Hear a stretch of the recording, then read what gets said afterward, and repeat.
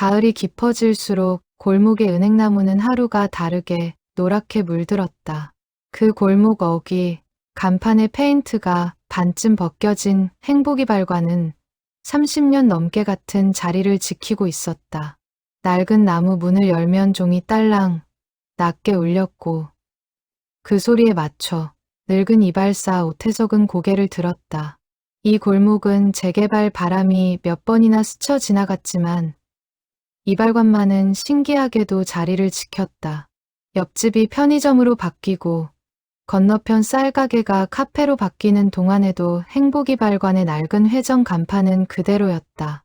동네 사람들은 그것을 두고 태석 씨 고집이 이겼다며 웃곤 했다. 하지만 정작 태석 자신은 그 자리를 떠날 수 없는 이유를 누구에게도 말한 적이 없었다. 아주 오래전 어린 동생과 헤어졌던 그 동네와 가장 가까운 곳이 바로 이 골목이었기 때문이다.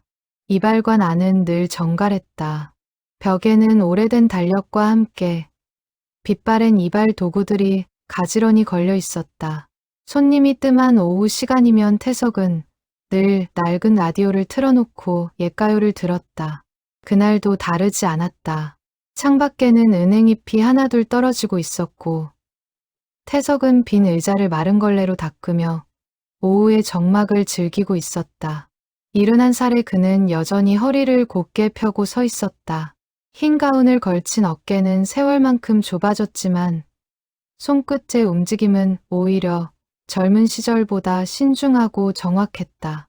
가위질 소리, 면도날이 가죽띠를 스치는 소리, 그리고 라디오에서 흘러나오는 낮은 옛 노래. 이 세 가지 소리만이 이발관을 채우고 있었다.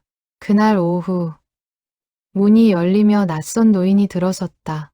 짙은 회색 코트를 단정히 입은 그는 지팡이 없이도 꼿꼿했다. 얼굴에는 은퇴한 교육자 특유의 여유와 절제가 배어 있었다. 그가 바로 민경수였다. 머리 좀 다듬으러 왔습니다. 민경수의 목소리는 낮고 부드러웠다. 태석은 손짓으로 의자를 권했다. 오래된 가죽 의자가 삐걱 낮은 신음을 냈다. 이 동네는 처음이신가 봅니다. 태석이 가운을 두르며 물었다. 손님의 얼굴을 마주 보는 대신 그는 늘 그렇듯 거울을 통해 상대를 살폈다. 40년 넘게 몸에 밴 습관이었다. 손님의 표정, 긴장한 어깨, 눈빛의 흔들림까지도 거울은 놓치지 않았다. 얼마 전에 이 근처로 이사를 왔습니다. 조용한 동네를 찾다 보니 여기까지 왔네요. 잘 오셨습니다. 여기가 그래도 사람 인심은 남아있는 동네지요. 태석의 손이 가위를 들었다. 익숙한 리듬으로 머리카락이 잘려나갔다. 그런데 어느 순간 태석의 손끝이 멈췄다. 이유를 알 수 없는 위화감이 등줄기를 타고 올라왔다. 거울 속 손님의 얼굴이 이상하게도 낯익었다. 아니, 낯익다는 표현으로는 부족했다. 마치 오래전에 헤어진 누군가를 다시 마주한 듯한 설명할 수 없는 기시감이었다. 그는 자신도 모르게 손님의 옆 얼굴을 거울에 비친 그 윤곽을 뚫어져라 바라보았다. 저 어디 불편하십니까? 민경수가 거울 속 이발사의 시선을 느끼고 물었다.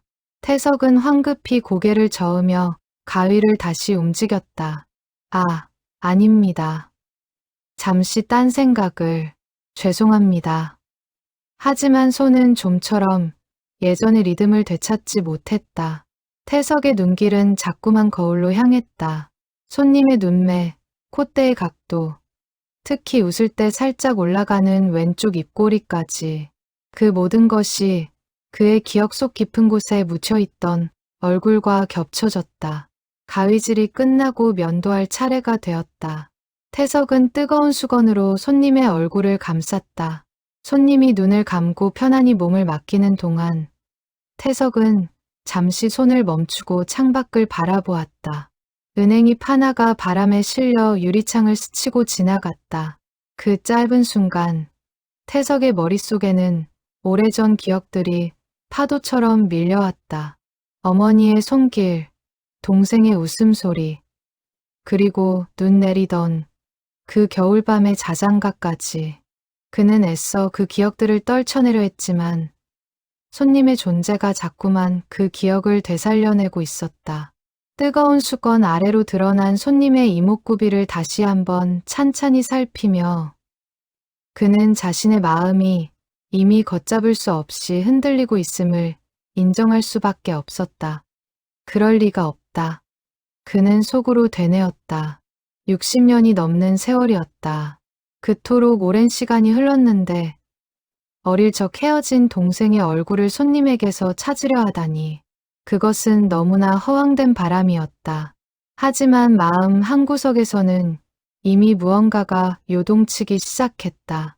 태석은 지금껏 살아오며 이런 순간을 수도 없이 겪었다. 시장에서 스쳐 지나가는 또래 남자의 뒷모습에도 버스 정류장에 서 있는 낯선 노인의 옆얼굴에도 그는 늘 동생의 흔적을 찾으려 했다. 그때마다 돌아온 것은 실망뿐이었다. 세월이 흐를수록 그런 순간은 줄어들었고 언젠가부터 그는 스스로에게 다짐했다. 더는 헛된 기대로 마음을 다치지 않겠노라고. 그런데 오늘 아주 오랜만에 그 다짐이 힘없이 흔들리고 있었다. 손끝이 미세하게 떨렸다. 가위를 쥔 손에 괜히 힘이 들어갔다. 태석은 심호흡을 하며 손님의 뒷머리를 다듬는 데 집중하려 애썼다. 하지만 거울 속 얼굴은 자꾸만 그의 시선을 붙잡았다. 특히 손님이 무심코 미간을 살짝 찌푸리는 버릇. 그것이 어린 시절 동생이 무언가에 집중할 때 짓던 표정과 너무도 닮아 있었다. 면도를 마치고 태석은 손님의 목덜미에 남은 비누 거품을 닦아냈다. 그 순간 손님이 소매단을 살짝 걷어 올렸다. 손목 시계를 확인하려는 무심한 동작이었다. 태석의 시선이 그 손목에 잠시 머물렀다. 하지만 소매는 이내 다시 내려갔고 흉터가 있는지 없는지 확인할 겨를도 없이 손님은 옷매무새를 정돈했다. 수고하셨습니다. 얼마 드리면 될까요? 민경수가 지갑을 꺼내며 물었다. 태석은 잠시 대답을 잃은 채 서 있었다. 그 짧은 침묵 속에서 오래도록 잠들어 있던 무언가가 서서히 깨어나고 있었다. 10,000원입니다. 간신히 대답한 태석의 목소리가 미세하게 떨렸다. 손님은 이상하다는 듯 잠깐 그를 바라보았지만 곧 계산을 마치고 이발관을 나섰다. 종소리가 다시 딸랑 낮게 울렸다. 혼자 남은 태석은 손님이 앉았던 빈 의자를 오래도록 바라보았다. 그리고 천천히 고개를 돌려 거울을 마주했다. 거울 속에는 늙은 이발사 한 사람만이 서 있었다. 하지만 그의 눈에는 방금 떠난 손님의 얼굴과 아주 오래전 헤어진 어린 동생의 얼굴이 자꾸만 겹쳐 보였다. 그날 밤 태석은 오랫동안 닫아두었던 낡은 나무 상자를 꺼냈다. 그 안에는 빛바랜 흑백 사진 한 장과 사가버린 실로 엮은 아이의 신발 한 짝이 들어 있었다. 사진 속에는 어린 두 형제가 나란히 서서 카메라를 향해 어색하게 웃고 있었다. 상자를 여는 손끝이 가늘게 떨렸다. 얼마 만에 다시 열어보는 상자인지 그 자신도 정확히 헤아리기 어려웠다. 최근 몇 년은 몸도 마음도 지쳐 이 상자를 열어볼 엄두조차 내지 못했었다. 하지만 오늘만큼은 무언가에 이끌리듯 그는 망설임 없이 상자 뚜껑을 열었다. 안에서 풍기는 오래된 종이와 나무의 냄새가 그를 단숨에 60년 전 그 겨울로 데려갔다. 그는 사진을 가만히 쓰다듬으며 중얼거렸다.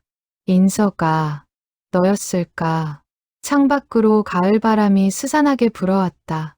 60년의 세월을 건너온 그 이름이 오랜만에 그의 입 밖으로 흘러나왔다. 사진 속 어린 형제는 낡은 마루 앞에 나란히 서 있었다. 형은 동생의 어깨를 감싸 안았고 동생은 카메라가 낯선 듯 살짝 몸을 움츠린 채였다. 태석은 사진의 가장자리가 달아 하얗게 바랜 것을 손끝으로 쓸었다. 그동안 얼마나 많은 밤 이 사진을 꺼내 보았는지 셀 수 없었다. 신발 한 짝도 마찬가지였다. 동생이 마지막으로 신고 있던 것과 같은 종류의 실로 엮은 작은 아이 신발이었다. 그것은 형제가 헤어진 자리 근처에서 태석이 훗날 다시 찾아가 발견한 유일한 흔적이었다. 그는 그것을 신주단지 모시듯 평생 간직해왔다. 태석은 상자를 무릎 위에 올려놓은 채 오래도록 앉아 있었다.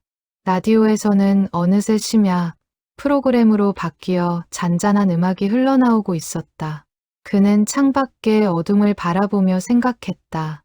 내일 손님이 다시 이 이발관을 찾아온다면 그때는 용기를 내어 물어봐야겠다고. 그의 고향이 어디인지, 그의 어릴 적 이름이 무엇이었는지를. 그러나 동시에 두려움도 밀려왔다. 만약 아니라면, 또다시 헛된 기대였음을 확인하게 된다면 그 실망을 이 나이에 또 감당할 수 있을지 자신이 없었다. 태석은 상자 뚜껑을 조심스레 닫으며 낮게 한숨을 내쉬었다. 창밖 은행나무 가지가 바람에 흔들리는 소리만이 고요한 방 안을 채우고 있었다. 1950년 겨울, 강원도 산자락에 자리한 청솔마을은 이미 전쟁의 그늘 아래 있었다. 산등성이 너머로 밤마다 포성이 들려왔고 마을 사람들은 하나둘 보찜을 꾸리기 시작했다. 그해 겨울은 유독 추웠다. 눈이 예년보다 일찍 내렸고 강물마저 두껍게 얼어붙었다. 청솔마을은 20가구 남짓한 작은 산골 마을이었다.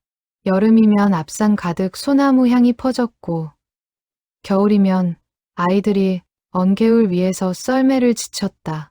전쟁이 나기 전까지 그곳은 세상과 동떨어진 듯 평화로운 곳이었다.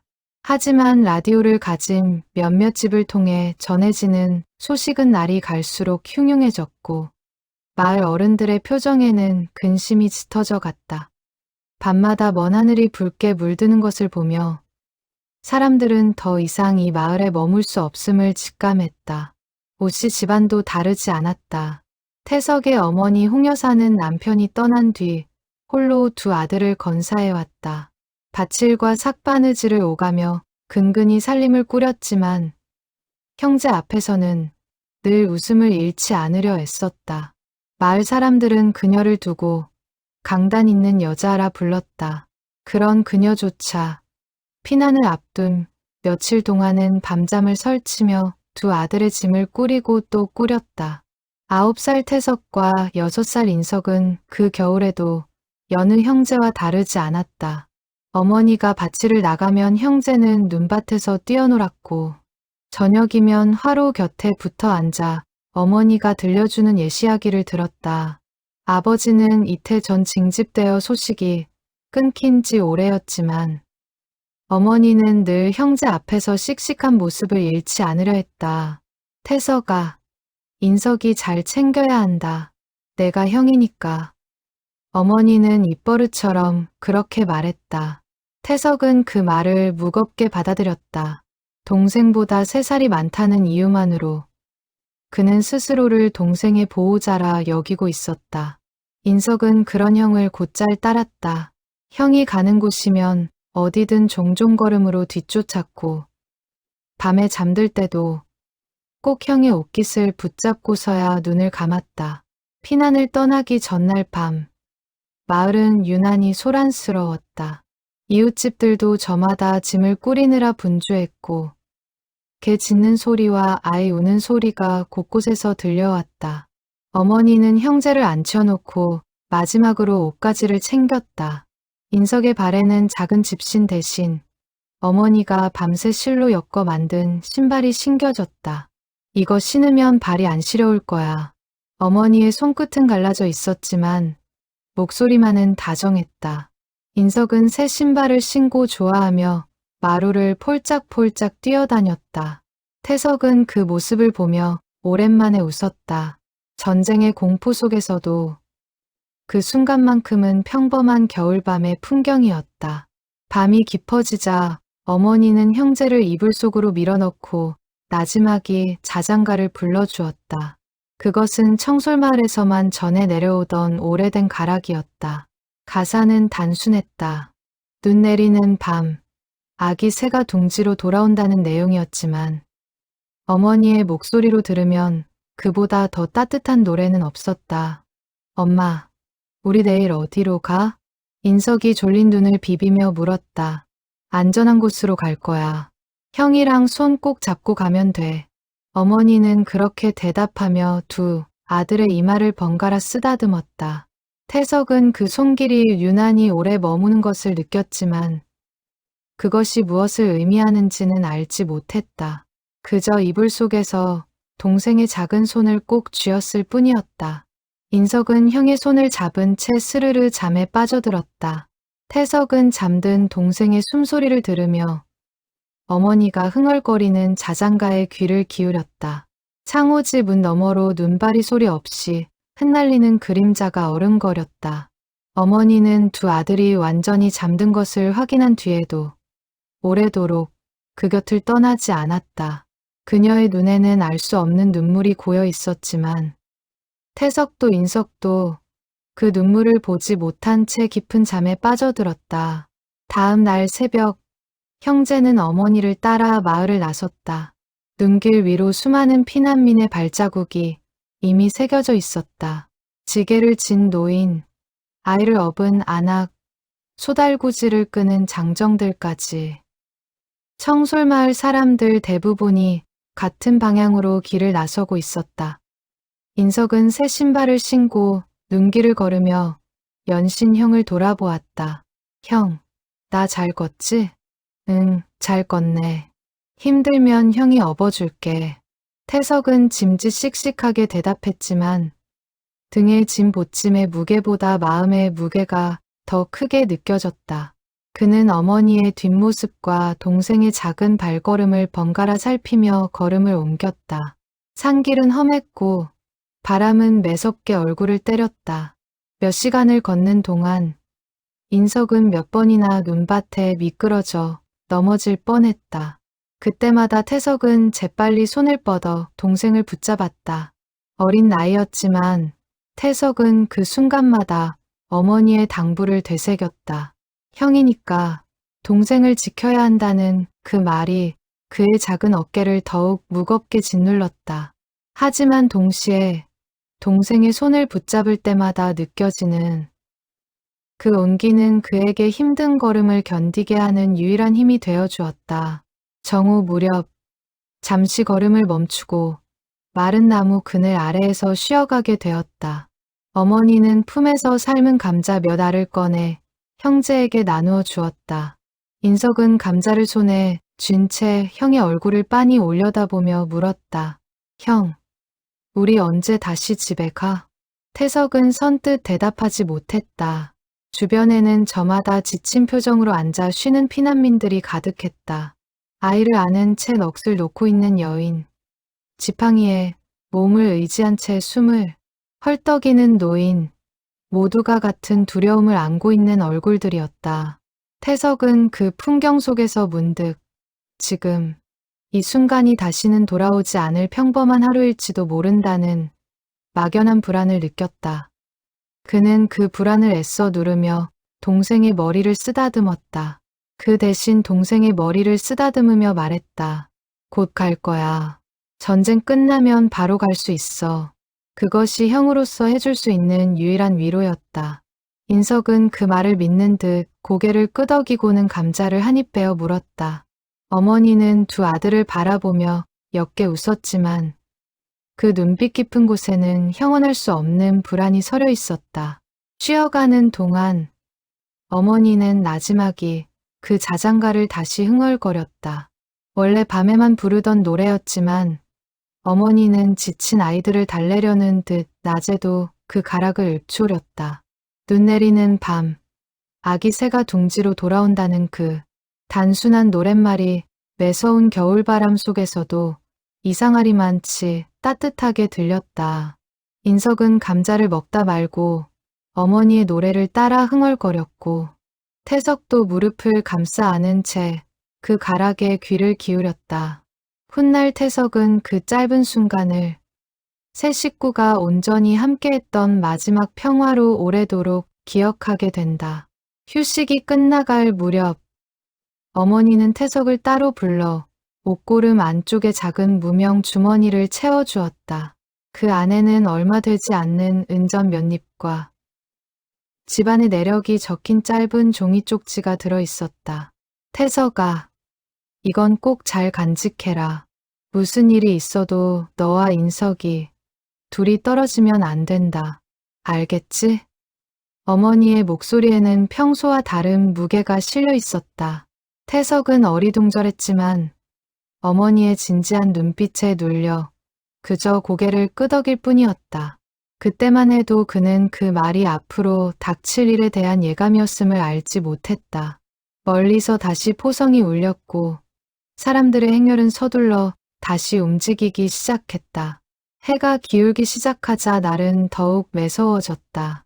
사람들의 행렬은 강을 따라 나 있는 좁은 길을 따라 남쪽으로 향했다. 태석은 인석의 손을 놓지 않으려 애썼지만 좁은 길 위로 몰려드는 인파에 몇 번이나 손을 놓칠 뻔했다. 그때마다 어머니가 재빨리 다가와 두 아들의 손을 다시 이어주었다. 조금만 더 가면 나루터가 나올 거야. 거기서 배를 타면 강을 건널 수 있대. 앞서 걷던 이웃 아저씨가 사람들에게 그렇게 외쳤다. 나루터라는 말에 사람들의 발걸음이 조금 빨라졌다. 태석은 그 말을 들으며 왠지 모를 안도감을 느꼈다. 강만 건너면 더 안전한 곳에 닿을 수 있을 것 같았다. 인석 역시 나루터라는 말에 눈을 반짝였다. 형, 배 타본 적 있어? 하고 묻는 동생의 목소리에는 두려움보다 호기심이 앞서 있었다. 태석은 그런 동생이 대견하면서도 안쓰러웠다. 전쟁의 참혹함을 온전히 이해하기에는 너무 어린 나이였지만 그럼에도 인석은 이 긴 여정을 형과 어머니를 믿고 묵묵히 따라오고 있었다. 태석은 동생의 머리를 쓰다듬으며 그럼 이제 곧 타볼 수 있을 거야 라고 답해 주었다. 하지만 그것이 형제에게 닥칠 가장 혹독한 시간의 시작이라는 것을 그날의 태석은 알지 못했다. 그날은 세 식구가 온전히 함께 걸었던 마지막 하루였다. 해 질 무렵 피난민의 행렬은 마침내 강가에 다다랐다. 사람들은 그곳을 달빛나루라 불렀다. 보름이면 강물 위로 달빛이 유난히 아름답게 비친다 하여 붙은 이름이었다. 하지만 그날의 나루터는 이름과 달리 아비규환에 가까웠다. 강을 건너려는 피난민들이 겹겹이 몰려들었고 나룻배는 턱없이 부족했다. 뱃사공은 목이 쉬도록 순서를 외쳤지만 겁에 질린 사람들은 앞다투어 배로 몰려들었다. 아이를 업은 여인들, 지게에 노부모를 태운 장정들, 저마다 사연을 아는 사람들이 좁은 배전을 향해 밀고 밀렸다. 태석은 인석의 손을 잇는 힘껏 붙잡은 채 어머니의 치맛자락을 놓치지 않으려 안간힘을 썼다. 나루터에 도착하기 직전부터 태석은 어쩐지 불길한 예감을 떨칠 수 없었다. 하늘은 잔뜩 흐려 있었고 멀리서 들려오는 포성은 아까보다 훨씬 가까워져 있었다. 사람들의 얼굴에는 하나같이 초조함과 두려움이 짙게 드리워 있었다. 인석은 그런 분위기를 눈치챈 듯 평소보다 더 세게 형의 손을 움켜쥐었다. 그 작은 손의 힘이 유난히 강하게 느껴졌던 것을 태석은 훗날에도 또렷이 기억했다. 태석아, 절대 손 놓으면 안 된다. 어머니가 인파 속에서 소리쳤다. 그 순간 어디선가 날카로운 굉음이 밤하늘을 갈랐다. 멀지 않은 곳에서 포탄이 떨어진 것이었다. 땅이 흔들렸고 사람들의 비명이 사방에서 터져 나왔다. 순식간에 질서는 무너졌고 인파는 성난 파도처럼 사방으로 흩어졌다. 엄마, 태석이 목이 터져라 외쳤다. 하지만 그의 목소리는 아비규환 속에 묻혀버렸다. 누군가의 등에 떠밀린 태석은 몸의 중심을 잃고 비틀거렸다. 그 순간 손 안에 있던 인석의 작은 손이 스르르 빠져나갔다. 인석아, 태석은 필사적으로 손을 뻗었다. 하지만 밀려드는 사람들의 물결이 그와 동생 사이를 순식간에 갈라놓았다. 저만치서 인석의 겁에 질린 얼굴이 잠깐 보였다.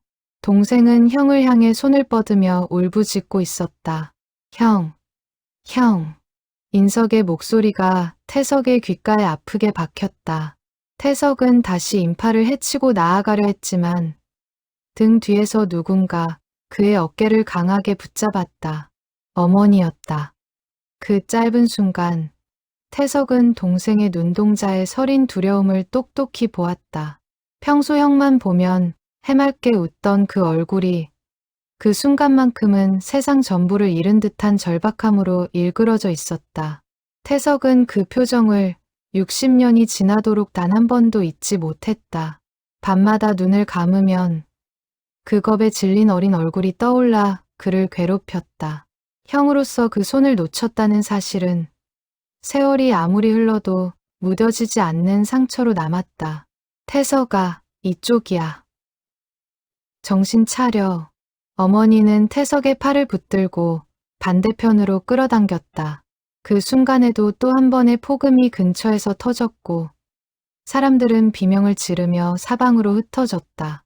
그 짧은 순간이 태석에게는 영원처럼 길게 느껴졌다. 그는 훗날에도 그날의 소리들, 폭음과 비명과 흙먼지, 냄새를 생생히 기억했다. 그리고 그 모든 소리 위로 자신을 부르던 동생의 마지막 목소리가 유독 또렷하게 남아 있었다. 태석은 어머니의 손에 이끌려 몇 걸음을 옮기다가 다시 뒤를 돌아보았다. 하지만 그곳에는 이미 낯선 사람들의 등만이 가득했다. 동생의 모습은 어디에도 보이지 않았다. 인석이는요? 인석이 어디 있어요? 태석이 울먹이며 물었다. 어머니의 얼굴이 새하얗게 질려 있었다. 그녀 역시 아들을 놓쳤다는 사실을 그제야 깨달은 듯했다. 조금 전까지 여기 있었는데. 인석아, 인석아. 어머니는 목이 터져라 둘째 아들의 이름을 부르며 인파 속으로 다시 뛰어들려 했다. 하지만 뒤에서 밀려드는 사람들의 힘에 밀려 그녀와 태석은 오히려 나루터에서 점점 멀어졌다. 그 사이 어딘가에서 또 한 번 요란한 굉음이 터졌고 나루터 주변은 순식간에 아수라장이 되었다. 밤이 깊도록 어머니와 태석은 그 자리를 떠나지 못한 채 인석의 이름을 부르고 또 불렀다. 하지만 어둠 속에서 돌아오는 것은 낯선 이들의 울음소리와 신음뿐이었다. 태석은 손에 쥐고 있던 동생의 온기가 아직도 생생한데 그 작은 손이 더는 잡히지 않는다는 사실을 믿을 수 없었다. 그는 몇 번이고 인파 속으로 뛰어들려 했지만 그때마다 어머니가 그의 팔을 붙들었다. 어머니 역시 정신없이 아들의 이름을 부르면서도 하나 남은 자식마저 잃을까 두려워 태석의 곁을 떠나지 못했다. 모자는 그렇게 서로를 붙든 채 발이 얼어붙는 것도 있고 밤새 그 자리에 서 있었다. 강바람은 매서웠고 옷은 이미 땀과 눈물로 흠뻑 젖어 있었다. 그럼에도 두 사람은 혹시나 하는 마음에 자리를 떠나지 못했다. 엄마, 인석이 어떡해요? 태석은 어머니의 옷깃을 붙잡고 흐느꼈다. 어머니는 아무 말도 하지 못한 채 그저 아들을 끌어안고 함께 울었다. 그녀의 몸이 걷잡을 수 없이 떨리고 있었다. 강물은 아무 일도 없었다는 듯 유유히 흘렀고 구름 사이로 언뜻 비친 달빛이 그 위에 서늘하게 부서졌다. 그날 이후 태석과 어머니는 그 나루터의 이름을 다시는 입에 올리지 않았다. 그날 밤 내내 어머니는 인석이 신고 있던 신발과 똑같은 모양의 헝겊, 조각을 품에서 꺼내어 손끝으로 매만졌다. 피난길에 떠나기 전 여벌로 삼아두었던 자투리 천이었다. 그녀는 그것을 가슴에 꼭 품은 채 언젠가 다시 아들을 만나면 새 신발을 지어 신기겠노라 몇 번이고 되뇌었다. 그 다짐은 끝내 그녀 생전에 이루어지지 못했지만 훗날 태석은 바로 그 천 조각을 어머니의 유품 속에서 발견하고는 그것을 나무 상자 깊숙이 함께 간직하게 된다. 날이 밝을 때까지 두 사람은 나루터 근처를 떠나지 못했다. 혹시나 인석이 어딘가에서 그들을 찾고 있지 않을까 하는 신락 같은 희망 때문이었다. 하지만 밀려드는 피난 행렬은 그들을 그 자리에 오래 머물게 두지 않았다. 뒤따르는 부대의 소식과 함께 사람들은 다시 남쪽으로 떠밀리듯 걸음을 옮겨야 했다. 태석은 몇 번이고 뒤를 돌아보았다. 동생이 신었던 작은 신발의 발자국이 눈 위에 남아있지 않을까. 그는 눈길 위를 샅샅이 살피며 걸었다. 그러나 이미 수많은 발자국들이 뒤엉켜 어느 것이 동생의 것인지 알아볼 도리가 없었다. 며칠 뒤 어머니와 태석은 임시로 마련된 피난민 수용소에 도착했다. 낯선 사람들 틈에서 어머니는 인석의 생김새와 인상착의를 그려 종이에 적어 나누어 주었다. 혹시라도 아이를 보았다는 사람이 있으면 알려달라는 간절한 부탁과 함께였다. 수용소에 도착한 첫날 밤, 어머니는 밤새 한숨도 자지 못한 채 낮은 목소리로 인석의 이름을 되뇌었다. 태석은 그런 어머니의 곁에서 잠든 척했지만 사실은 뜬 눈으로 그 소리를 듣고 있었다. 그는 어머니의 슬픔을 온전히 헤아릴 수는 없었지만 그 무게만은 어렴풋이 느낄 수 있었다. 그날 이후 그는 스스로에게 약속했다. 어떤 일이 있어도 언젠가 반드시 동생을 다시 찾아내겠다고. 하지만 전쟁통에 흩어진 가족을 찾는 사람은 어머니 한 사람만이 아니었다. 수용소 게시판은 이미 비슷한 사연을 담은 쪽지들로 빼곡했다. 태석은 그 게시판 앞을 매일같이 서성였다. 혹시나 동생을 보았다는 소식이 붙어 있지 않을까 하는 마음에서였다. 하지만 며칠이 지나고 몇 주가 지나도 인석에 대한 소식은 들려오지 않았다. 어머니는 점차 야위어 갔다. 밤이면 두 손을 모으고 낮은 목소리로 인석의 이름을 되뇌며 기도했다. 그 모습을 지켜보는 태석의 어린 마음에는 형으로서 동생을 지키지 못했다는 죄책감이 무겁게 자리 잡기 시작했다. 훗날 태석은 그 순간을 평생 씻어내지 못할 상처로 기억하게 된다. 아무리 세월이 흘러도 손 안에서 빠져나가던 동생의 작은 손의 감촉만은 잊히지 않았다. 그리고 그 기억은 그가 이발사가 되어 수많은 사람들의 얼굴을 마주하는 내내 마음 깊은 곳에서 조용히 그를 붙잡고 있었다. 인석은 나루터의 혼란 속에서 정신을 잃을 만큼 울다 지쳐 쓰러졌다. 눈을 떴을 때 그는 낯선 헛간 안에 누워 있었다. 곁에는 처음 보는 아주머니 한 사람이 그를 근심스레 내려다보고 있었다. 정신이 드니 아가야? 여인의 목소리는 부드러웠지만 인석에게는 모든 것이 낯설고 두려웠다. 그는 벌떡 몸을 일으키며 주변을 두리번거렸다. 엄마, 형, 쉬, 괜찮아. 여긴 안전한 곳이야. 여인의 이름은 순임이었다. 그녀의 남편 민 씨는 헛간 한쪽에서 마른 짚을 정리하다가 여인의 목소리에 다가와 인석을 걱정스레 살폈다. 두 사람의 옷차림은 남루했지만 눈빛만큼은 선하고 따뜻했다. 인석은 낯선 두 사람 앞에서 잔뜩 겁을 먹은 채 몸을 웅크렸다. 그 작은 어깨가 떨리는 것을 본 순임은 조심스레 인석의 등을 쓸어내리며 목소리를 낮췄다. 괜찮다, 괜찮아. 아무도 널 해치지 않아.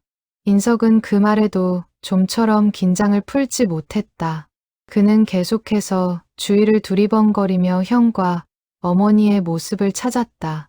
하지만 헛간 안에는 낯선 두 어른뿐이었다. 그날 밤, 인석은 뜬 눈으로 지새우다시피 하며 어둠 속에서 소리 죽여 울었다.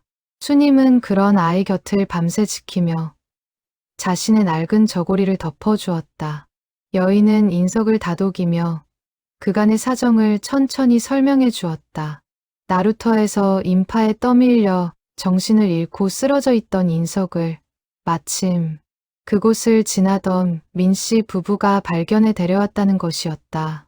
민씨 부부에게는 자식이 없었다. 오랫동안 아이를 기다려온 그들에게 낯선 아이를 그냥 지나칠 수 없었던 것은 어쩌면 당연한 일이었는지도 모른다.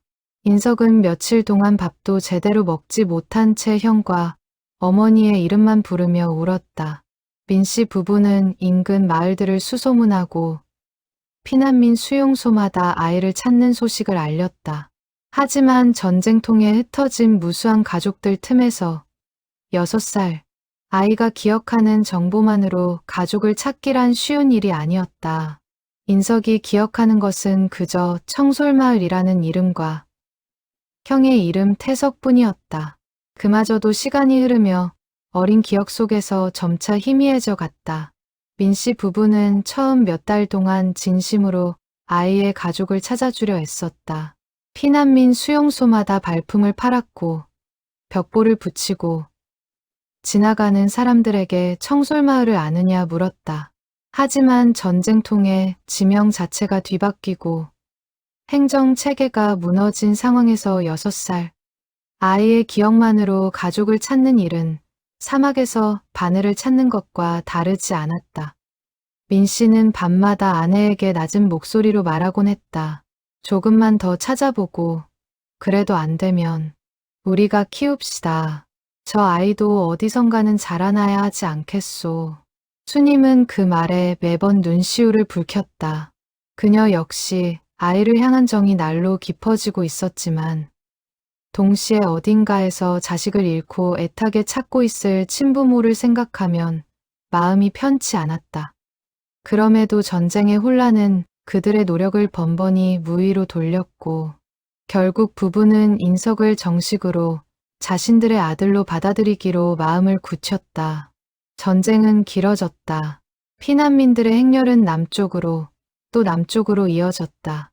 민씨 부부 역시 인석을 데리고 부산 인근까지 피난을 가야 했다. 그 과정에서 청솔마을에 대한 수소문은 자연히 끊기고 말았다. 부산의 피난민촌은 발 디딜 틈 없이 붐볐다. 판잣집이 다닥다닥 붙어 있었고 사람들은 하루하루 끼니를 걱정하며 지냈다. 민 씨는 부두에서 짐을 나르는 일을 하며 근근히 생계를 이어갔고 수님은 삭바느질과 좌판 장사로 살림을 도왔다. 넉넉하지 않은 형편이었지만 두 사람은 인석에게만큼은 배를 골리지 않으려 애썼다. 어린 인석은 그런 양부모의 사랑 속에서 서서히 안정을 찾아갔고 밤마다 울던 울음소리도 점차 잦아들었다. 전쟁이 끝난 뒤에도 마을은 이미 폐허가 되어 있었고 그곳에 살던 사람들의 행방은 뿔뿔이 흩어진 뒤였다. 민씨 부부는 인석을 친자식처럼 키우기로 결심했다. 정식으로 호적에 올리며 그들은 아이에게 새로운 이름을 지어주었다. 경수였다. 밝고 씩씩하게 자라라는 뜻을 담은 이름이었다. 그렇게 오인석은 민경수라는 이름으로 새로운 삶을 시작하게 되었다.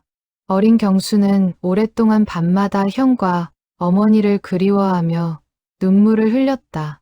양부모는 그런 아이를 안쓰럽게 여기며 정성을 다해 보살폈다. 시간이 흐르면서 경수의 기억 속 가족의 얼굴은 점차 흐릿해졌지만 이상하게도 두 가지만은 끝내 잊히지 않았다. 하나는 어머니가 불러주던 자장가의 가락이었고 다른 하나는 형과 함께 뛰어놀다 화로에 대인 오른쪽 손목의 흉터였다.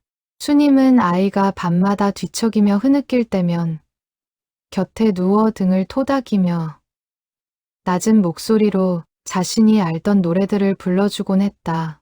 그러나 어떤 노래를 불러주어도 경수는 쉽게 울음을 그치지 않았다.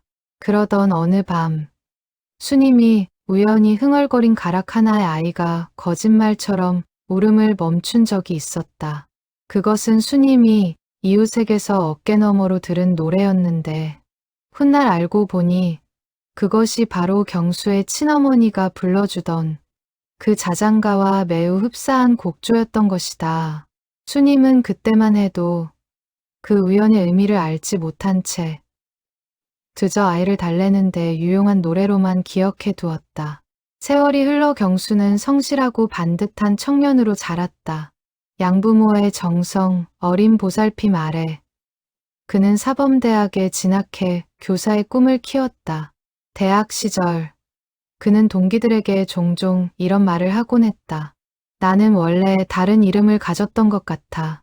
어릴 때 기억이 가물가물한데 형이 있었던 것 같기도 하고 친구들은 그저 어린 시절의 막연한 기억이겠거니 웃어넘겼지만 경수 자신에게 그것은 결코 가벼운 기억이 아니었다. 그는 성인이 된 후 몇 차례 이상가족 찾기 신청을 넣어보기도 했다. 하지만 청솔마을이라는 지명조차 전쟁 이후 행정구역 개편으로 흔적을 찾기 어려워먹고 형의 정확한 생년월일이나 특징도 어린 기억만으로는 턱없이 부족했다. 신청은 매번 성과 없이 흐지부지 되었다. 경수는 교사로 임용된 뒤 평생을 아이들을 가르치는 데 바쳤다. 결혼하여 가정을 이루었고 훗날한 초등학교의 교장으로 정년을 맞이했다. 남부러울 것 없어 보이는 삶이었지만 그의 마음 한켠에는 언제나 채워지지 않는 빈자리가 있었다. 동료 교사들은 그를 두고 누구보다 아이들을 살뜰히 챙기는 선생님이라 평했다. 실제로 그는 형편이 어려운 학생들을 남몰래 도와주는 일이 잦았고 부모 없이 자라는 아이들에게는 유독 더 각별한 애정을 쏟았다.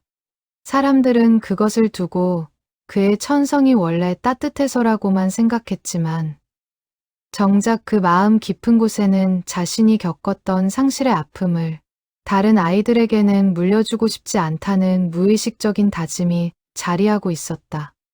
특히 명절이나 현충일이 되면 그는 까닭 모르게 마음이 무거워지곤 했다. 아내조차 정확히 이해하지 못하는 그 쓸쓸함의 정체를 경수 자신도 온전히 설명할 수 없었다. 그것은 형언할 수 없는 그리움이었고 이름조차 흐릿해진 누군가를 향한 오래된 기다림이었다. 경수의 서재 책꽂이 한쪽에는 오래전 이상가족 찾기 신청서 사본이 빛바랜 채 보관되어 있었다. 몇 해에 한 번씩 그는 그 서류를 꺼내 다시 살펴보곤 했다.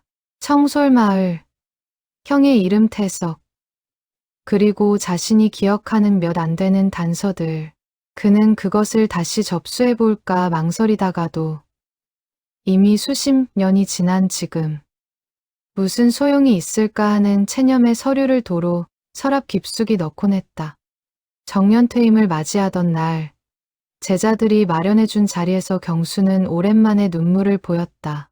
평생을 아이들에게 바친 그였지만 정작 자신의 어린 시절에 대해서는 누구에게도 온전히 털어놓지 못한 채였다. 아내조차 그가 가끔 밤에 잠꼬대처럼 낯선 이름을 중얼거리는 것을 알아챘을 뿐 그 이름의 정체를 알지 못했다. 그것은 다름 아닌 형이라는 이제는 얼굴조차 흐릿한 한 사람을 향한 부름이었다. 한편 나루터에서 어머니와 함께 남쪽으로 밀려난 태석의 삶도 순탄치 않았다. 피난민 수용소를 전전하는 동안 어머니는 몸과 마음이 급격히 쇠약해졌다. 인석을 잃었다는 죄책감과 언제 끝날지 모르는 전쟁의 불안이 그녀를 서서히 갉아먹었다. 태석이 12살이 되던 해 겨울, 어머니는 끝내 병을 이기지 못하고 눈을 감았다. 태석아, 인석이 꼭 찾아야 한다. 어머니의 마지막 말은 둘째 아들의 이름이었다. 태석은 어머니의 손을 붙잡은 채 그 손이 점점 차갑게 식어가는 것을 느꼈다. 방 안에는 옅은 등잔불만이 흔들리고 있었고 창밖으로는 늦겨울의 마른 바람이 지나갔다. 그는 어머니의 마지막 숨결이 잦아드는 순간까지 손을 놓지 않았다. 12살 소년이 감당하기에는 너무나 큰 상실이었다. 장례할 것도 없이 몇몇 이웃들의 도움으로 어머니를 작은 언덕에 묻은 뒤 태석은 완전히 혼자가 되었다. 그날 이후 며칠 동안 태석은 끼니도 거른 채 어머니의 무덤가를 서성였다. 겨울바람에 손발이 얼어붙어도 그는 자리를 뜨지 못했다. 마을 사람 하나가 안쓰럽게 여겨 그를 인근 고아원으로 데려간 것은 그렇게 열흘이 지난 뒤였다. 태석은 그 말을 평생의 유언처럼 가슴에 새겼다. 하지만 12살 소년이 홀로 감당하기에 전쟁 직후의 현실은 너무나 가혹했다. 그는 고아원에 맡겨졌고 그곳에서 또래보다 훨씬 일찍 세상의 냉정함을 배워야 했다. 고아원 생활은 배고픔과 그리움의 연속이었다. 태석은 형제도 부모도 없이 홀로 남겨진 다른 아이들 틈에서 묵묵히 하루하루를 견뎠다. 그러던 중 고아원 근처에서 이발소를 운영하던 노년의 이발사 김 씨가 그의 인생의 뜻밖의 전환점이 되어 주었다. 김 씨는 자식이 없었고 성실하게 잔심부름을 도맡던 태석을 눈여겨보다가 어느 날 그에게 이발 기술을 가르쳐 보겠노라 제안했다. 손끝이 야무지구나. 이 일이라도 배워두면 밥은 굶지 않는다. 태석에게 그것은 단순한 기술 이상의 의미였다. 처음으로 누군가가 자신에게 미래를 이야기해 주었다는 사실이 그의 마음을 움직였다. 그는 빗자루질부터 시작해 수건을 삶고 면도날을 가는 법을 배웠다. 새벽마다 물을 길어다 끓이고 손님이 오기 전 의자와 거울을 반질반질하게 닦는 것이 그의 첫 임무였다. 처음에는 서투른 손길에 김 씨의 잔소리를 듣는 날이 많았지만 태석은 그 시간들을 묵묵히 견뎌냈다. 그에게는 이제 이 이발소가 유일한 안식처였다. 1년이 지나자 김 씨는 태석에게 처음으로 가위를 손에 쥐어주었다. 손님의 머리를 처음으로 직접 잘라본 날, 그는 손이 떨려 몇 번이고 가위를 놓칠 뻔했다. 하지만 김 씨는 그런 그를 다그치지 않고 묵묵히 지켜봐 주었다. 서두르지 마라. 사람 머리는 한 번 잘못 자르면 되돌릴 수 없다. 신중하게, 그러나 망설이지는 말고. 김 씨의 그 말은 태석이 훗날 평생 마음에 새기고 살아가는 좌우명이 되었다. 그는 손끝의 감각 하나하나에 정성을 쏟았고 시간이 흐르며 동네에서 소문난 야무진 손을 가진 이발사로 자라났다.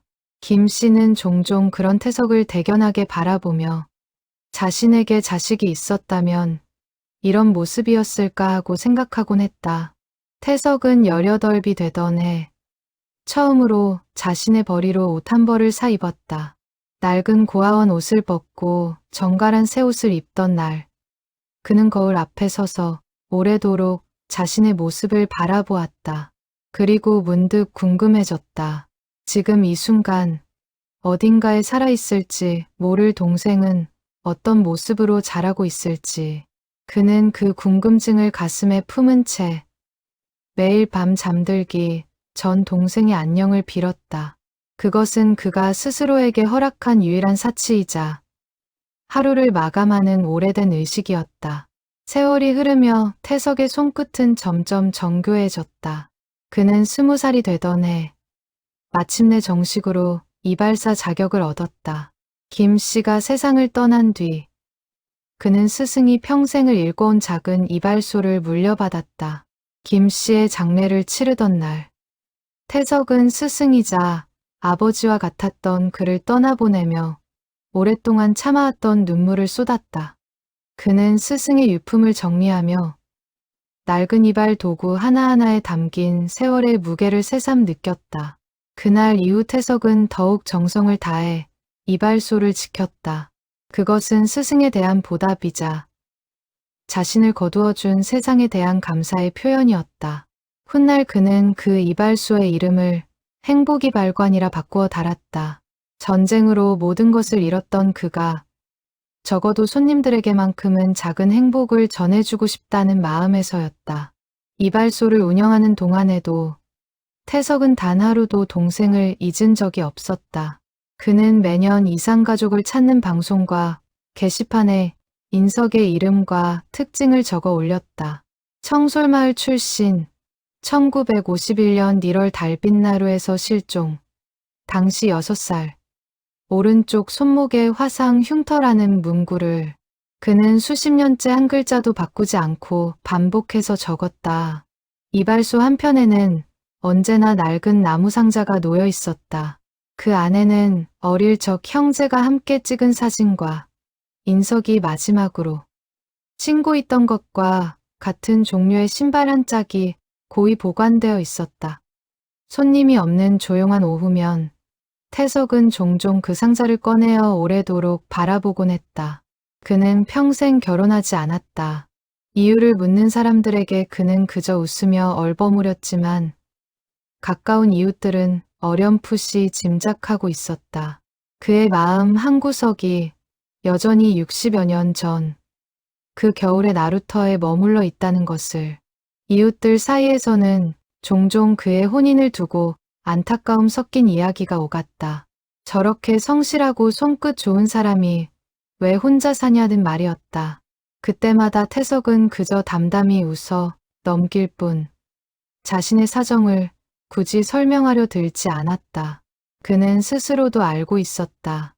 동생을 찾기 전까지는 자신이 어떤 행복도 온전히 누릴 자격이 없다고. 여기는 마음의 감옥에 스스로를 가둬왔다는 것을. 손님의 머리를 다듬을 때마다 그는 늘 습관처럼 손님의 나이와 고향, 특히 손목의 흔적을 살피곤 했다. 혹시나 하는 마음에서였다. 그것은 그가 스스로도 완전히 설명할 수 없는 평생에 걸친 무의식적인 습관이 되어 있었다. 이발관 단골 손님들 사이에서 태석은 말없이 정성스러운 이발사로 통했다. 그는 손님의 사정을 묻는 법이 없었지만 유독 또래로 보이는 노년의 손님이 찾아올 때면 조심스레 고향을 묻곤 했다.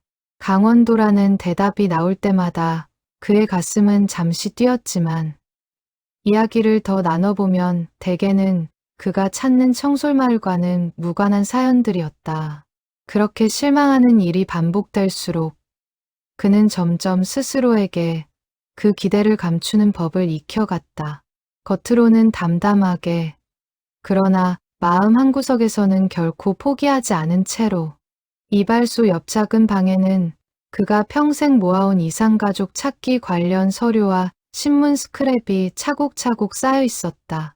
방송국에 보낸 사연 신청서만도 여러 차례였다. 몇 번인가 방송에 소개되어 짧게 방영된 적도 있었지만 그때마다 연락은 닿지 않았다. 그럼에도 그는 매해 다시 신청서를 써 내려갔다. 그것은 이제 그에게 습관이자 신념이었다. 언젠가는 반드시 동생을 다시 만날 수 있으리라는 믿음이었다. 나이가 들수록 몸은 예전 같지 않았지만 태석은 이발소 문을 여는 일만큼은 단 하루도 거르지 않았다. 새벽마다 가장 먼저 골목의 불을 밝히는 사람이 바로 그였다. 이웃들은 그의 부지런함을 두고 저 양반은 아마 눈 감는 날까지 저 가위를 놓지 않을 것이라며 혀를 내둘렀다. 하지만 태석 자신에게 그것은 단순한 근면함이 아니었다. 그는 이발소 문을 여는 매일 아침마다 오늘이야말로 동생이 문을 열고 들어올 그날일지도 모른다는 신락 같은 희망을 품고 있었다. 민경수는 예정에 없이 다시 행복이 발관을 찾았다. 지난번 이발이 마음에 들었다는 것이 표면적인 이유였지만 사실 그 스스로도 설명하기 힘든 이끌림이 있었다. 그날 이후 며칠 동안 이상하게도 그 낡은 이발소와 늙은 이발사의 얼굴이 자꾸만 떠올랐다. 퇴직 후 무료한 나날을 보내던 그에게 그 낡은 이발소는 어느새 하루 중 가장 기다려지는 목적지가 되어 있었다. 아침마다 눈을 뜨면 오늘은 무슨 핑계로 이발소에 들를까? 궁리하는 자신을 발견하고는 경수는 스스로도 헛웃음을 짓곤 했다. 평생 이성적이고 침착하기로 소문났던 그였지만 이 알 수 없는 이끌림 앞에서는 도무지 논리적인 설명을 찾을 수 없었다. 어서 오십시오. 태석은 문에 달린 종소리에 고개를 들었다가 손님의 얼굴을 보고 순간 심장이 덜컥 내려앉는 것을 느꼈다. 겉으로는 애써 담담한 표정을 지어 보였지만 속으로는 지난 며칠간 그를 괴롭혔던 그 위화감이 다시금 되살아났다. 그는 손님을 의자로 안내하며 애써 태연한 척 인사를 건넸다. 하지만 손끝이 미세하게 떨리는 것까지는 감출 수 없었다. 지난번 손님이 다녀간 뒤로 며칠 동안 그는 밤마다 뒤척이며 그 얼굴을 떠올렸다. 낮에는 손님을 대하다가도 문득문득 그 생각에 빠져 손을 멈추기 일쑤였다. 오늘 다시 그 얼굴을 마주하니 그동안 애써 눌러왔던 감정이 한꺼번에 밀려오는 듯했다. 오늘은 그냥 면도만 좀 하려고요. 경수가 의자에 앉으며 말했다. 그는 이발소 안을 새삼스레 둘러보았다. 낡았지만 정갈하게 정돈된 도구들, 벽에 걸린 빛바랜 달력, 그리고 라디오에서 흘러나오는 옛 노래까지. 어딘가 익숙한 편안함이 느껴지는 공간이었다. 그는 그 이유를 알 수 없었지만 이상하게도 이곳에 있으면 마음이 편안해지는 것을 느꼈다. 은퇴 후 무료하게 흘러가던 나날 속에서 이 낡은 이발소를 찾는 시간이 그에게는 작은 즐거움이 되어가고 있었다. 태석은 뜨거운 수건을 준비하며 이번에는 용기를 내어 넌지시 말을 붙여보기로 했다. 실례지만 고향이 어디십니까? 말씨가 이 지역 토박이는 아니신 것 같아서요. 경수는 잠시 멈칫했다. 그 질문은 그가 평생 명쾌하게 대답한 적 없는 질문이었다. 그는 거울 속 자신의 얼굴을 바라보며 잠시 생각에 잠겼다. 지금껏 살아오며 이 질문을 받을 때마다 그는 늘 서울에서 자랐습니다 라는 간단한 대답으로 넘겨왔다. 하지만 오늘은 어쩐 일인지 그 오래된 습관을 깨고 조금 더 솔직해지고 싶은 마음이 들었다. 사실 저도 정확히는 모릅니다. 어릴 때 전쟁통에 부모님을 잃고 지금의 부모님께 입양되어 자랐거든요. 원래 고향이 어디였는지는 기억이 가물가물합니다. 태석의 손이 순간 멈췄다. 면도날을 쥔 손끝이 미세하게 떨렸다. 그는 애써 침착함을 유지하며 다시 물었다. 그럼 원래 이름 같은 건 혹시 기억하십니까? 글쎄요. 너무 어릴 때라. 형이 있었던 것 같은 기억은 어렴풋이 남아 있습니다. 그리고 이상하게 노래 한 소절이 아직도 잊히지 않아요. 경수는 잠시 눈을 감더니 낮은 목소리로 흥얼거리기 시작했다. 눈 내리는 밤, 아기 새가 둥지로 돌아온다는 그 오래된 가락이었다. 태석은 그 노래를 듣는 순간 온몸에 피가 얼어붙는 듯한 충격을 느꼈다. 그것은 틀림없이 어머니가 밤마다 불러주시던 바로 그 자장가였다. 이발소 안의 공기가 순식간에 무거워졌다. 태석의 귀에는 그 가락이 마치 60년 전 그날 밤 화롯가에서 들었던 그대로의 음정과 박자로 되살아나는 듯했다. 세상에 완전히 똑같은 노래는 없다지만 이것은 그저 비슷한 정도가 아니었다. 음의 높낮이가 흔들리는 지점, 마지막 소절에서 살짝 늘어지는 여운까지 모든 것이 어머니의 목소리를 그대로 옮겨놓은 듯했다. 태석은 저도 모르게 손끝으로 입을 틀어막았다. 그 노래는 어디서 배우신 겁니까? 태석의 목소리가 눈에 띄게 떨렸다. 경수는 이상하다는 듯 이발사를 쳐다보았다. 모르겠습니다. 그냥 어릴 때부터 알고 있던 노래예요. 양부모님도 어디서 배운 노래냐고 여러 번 물으셨지만 저도 답을 드리지 못했습니다. 아마 친부모님이 불러주셨던 것 같아요. 태석은 더 이상 손을 움직일 수 없었다. 그는 잠시 양해를 구하고 뒤편으로 물러나 떨리는 손으로 벽을 짚었다. 심장이 미친 듯이 뛰고 있었다. 그것은 우연이라 하기에는 너무나 정확히 일치하는 기억이었다. 하지만 아직 확신할 수는 없었다. 세상에는 비슷한 자장가가 여럿 있을 수도 있는 노릇이었다. 그는 뒤편 작은 방으로 들어가 잠시 숨을 골랐다. 벽에 붙은 낡은 거울 속에 비친 자신의 얼굴이 그날따라 유난히 낯설게 느껴졌다. 60년 가까이 이 순간을 상상해왔으면서도 막상 그 실마리 앞에 서니 온몸이 떨려왔다. 섣불리 기대했다가 무너지는 실망을 그는 이미 수없이 겪어왔다. 이번에도 그런 것은 아닐까 하는 두려움이 그의 발목을 붙잡았다. 하지만 동시에 이번만큼은 놓칠 수 없다는 절박함이 그를 다시 이발소 앞으로 이끌었다. 그는 다시 손님 앞으로 돌아와 애써 담담한 척 면도를 마무리했다. 하지만 그의 눈은 자꾸만 손님의 오른쪽 손목으로 향했다. 소매 끝에 살짝 가려진 그 자리에 오래된 흉터의 흔적이 있는지 확인하고 싶은 마음이 간절했다. 하지만 처음 만난 손님에게 대뜸 손목을 보여달라 청할 수는 없는 노릇이었다. 그는 면도를 마무리하며 손님의 목덜미와 귓가를 정성스레 다듬었다. 손끝으로 전해지는 익숙지 않은 떨림을 애써 감추며 태석은 지난 60년간 수없이 상상해왔던 순간이 어쩌면 지금 이 순간일지도 모른다는 생각에 사로잡혔다. 하지만 동시에 그는 스스로를 다그쳤다. 섣부른 확신은 위험하다고 몇 번이나 비슷한 착각으로 상처받았던 지난 날들을 떠올리며 마음을 다잡으려 애썼다. 저 다음에 또 오셔도 되겠습니까? 이 동네 단골이 되고 싶어서요. 경수가 자리에서 일어나며 물었다. 그 말이 태석에게는 마지막 동화줄처럼 느껴졌다. 물론입니다. 언제든 환영입니다. 태석은 애써 미소를 지어 보였지만 마음속으로는 이미 다음 만남을 손꼽아 기다리기 시작했다.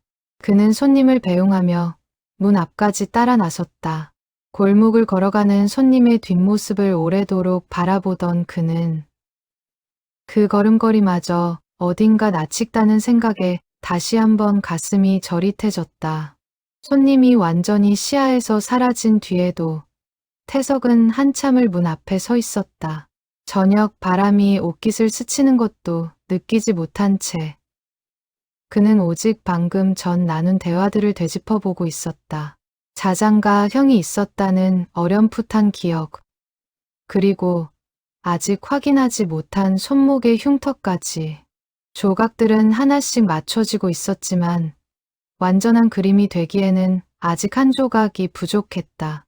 그는 그 마지막 조각을 확인할 용기를 다음 만남에서는 반드시 내야겠다고 다짐했다. 이발소 문을 잠그고 홀로 남았을 때 그는 오래도록 의자에 주저앉아 있었다. 창밖은 이미 어두워져 있었고 그의 눈에서는 스스로도 이유를 알 수 없는 눈물이 조용히 흘러내리고 있었다. 그날 밤 태석은 잠을 이루지 못했다. 그는 몇 번이고 몸을 뒤척이다가 결국 자리에서 일어나 다시 나무상자를 꺼냈다. 사진 속 어린 동생의 얼굴을 오래도록 들여다보며 그는 낮에 손님이 흥얼거리던 그 자장가를 나지막이 따라 불러보았다. 신기하게도 가락이 정확히 맞아떨어졌다. 어머니에게서 배운 그대로였다. 그는 확신과 두려움 사이에서 밤새 뒤척이며 다음번 손님이 찾아올 날을 손꼽아 기다렸다. 창밖으로 별빛이 유난히 맑게 빛나던 밤이었다. 그날 이후 경수는 일주일에 한 번씩 행복이 발관을 찾기 시작했다. 특별히 다듬을 머리가 없어도 그는 핑계 삼아 이발소 문을 열었다. 그 역시 스스로도 설명하기 힘든 끌림을 느끼고 있었다. 낡은 이발소 특유의 냄새, 늙은 이발사의 손길, 그리고 무엇보다 그 자장가를 들었을 때 이발사가 보였던 격한 반응이 자꾸만 마음에 걸렸다. 아내에게 그는 몇 번이나 그 이야기를 꺼내려 했지만 막상 입을 열려 하면 어떻게 설명해야 할지 막막해졌다. 동네 이발소 아저씨가 내가 흥얼거린 노래를 듣고 이상하게 반응하더라는 말이 얼마나 허황되게 들릴지 스스로도 알고 있었기 때문이다. 하지만 그날 이후 며칠 동안 그는 밤마다 잊고 지냈던 어린 시절의 조각들을 하나씩 떠올려 보려 애썼다. 눈밭, 화롯불, 누군가의 등에 엎혀 걷던 기억. 흐릿하지만 분명 존재하는 그 기억들이 자꾸만 그 낡은 이발소를 향해 그를 이끌고 있었다. 어느 늦은 오후, 손님이 뜸한 시간을 틈타 경수가 다시 이발관을 찾았다. 태석은 여느 때처럼 그를 의자에 앉히고 가운을 둘러주었다. 두 사람 사이에는 어느새 손님과 이발사 이상의 묘한 친밀감이 흐르고 있었다. 경수는 이발소 문을 열 때마다 스스로도 놀라곤 했다. 특별한 볼일이 없는데도 그의 발걸음은 어느새 습관처럼 이 골목으로 향해 있었다. 아내는 그런 남편을 보며 요즘 부쩍 그 이발소를 자주 가시네요 라며 웃었지만 경수 자신도 그 이유를 명확히 설명할 수 없었다. 다만 그 낡은 이발소 문을 열 때마다 마치 오래전에 두고 온 무언가를 찾으러 가는 듯한 기분이 든다는 것만은 분명했다. 오늘은 그냥 다듬기만 해주십시오. 경수의 말에 태석은 가위를 들었다. 창밖으로 노을이 붉게 물들고 있었고 그 빛이 이발소 안거울에도 은은하게 스며들었다.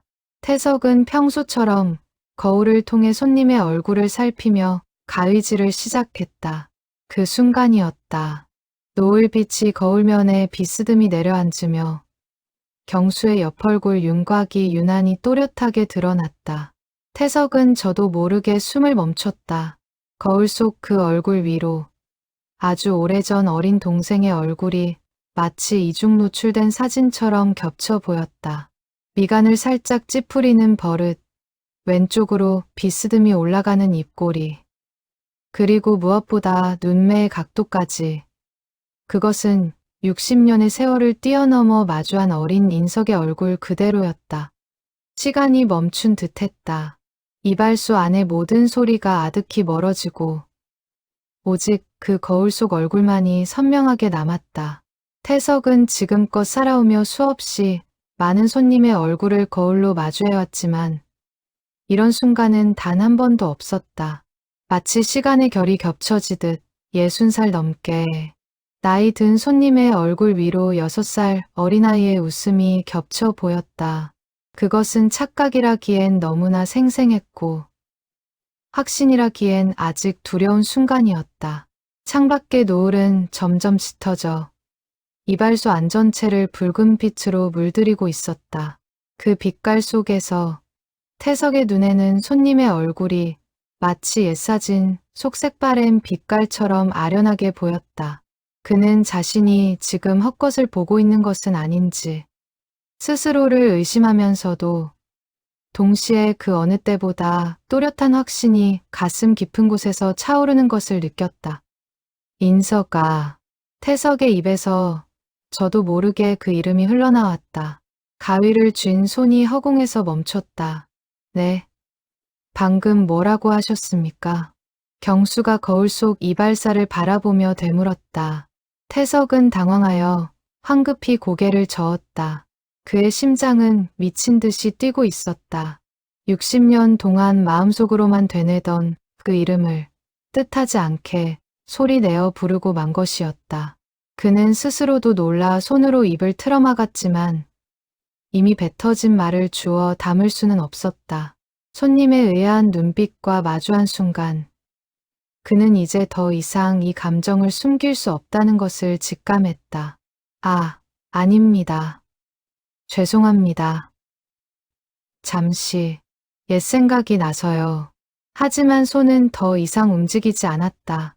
태석은 가위를 조심스레 내려놓고 거울 속 손님의 얼굴을 정면으로 마주했다.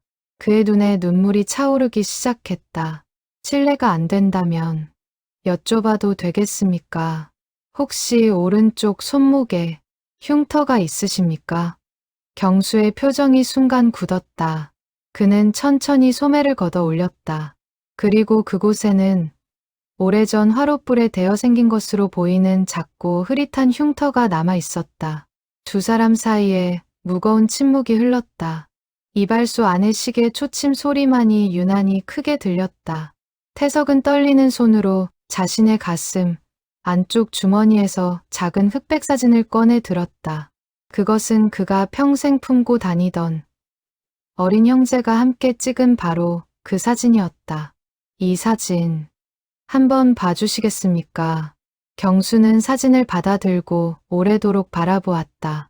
사진 속 어린아이의 얼굴과 거울에 비친 자신의 얼굴을 번갈아 살피는 그의 눈빛이 서서히 흔들리기 시작했다. 그는 사진 속 형의 어깨에 안긴 어린아이가 자신과 너무나 닮아 있다는 사실을 부인할 수 없었다. 사진의 가장자리는 손때가 묻어 반질반질했다. 얼마나 많은 시간 동안 이 사진을 쓰다듬으며 그리워했을지 경수는 그 흔적만으로도 짐작할 수 있었다. 사진 속 형으로 보이는 아이의 눈빛에는 어린 나이임에도 불구하고 동생을 지키려는 굳은 다짐 같은 것이 서려 있었다. 경수는 그 눈빛에서 이상하게도 낯익은 온기를 느꼈다. 마치 아주 오래전 그 온기 속에서 보호받았던 기억이 있는 것처럼. 이 사진 어디서 나신 겁니까? 경수의 목소리가 갈라져 나왔다. 태석은 더 이상 말을 잇지 못하고 그저 조용히 고개를 떨구었다. 이발소 안 붉게 물든 노을빛 아래에서 두 노인은 서로를 마주한 채 오래도록 아무 말도 하지 못했다. 거울 속에는 두 개의 얼굴이 나란히 비치고 있었다.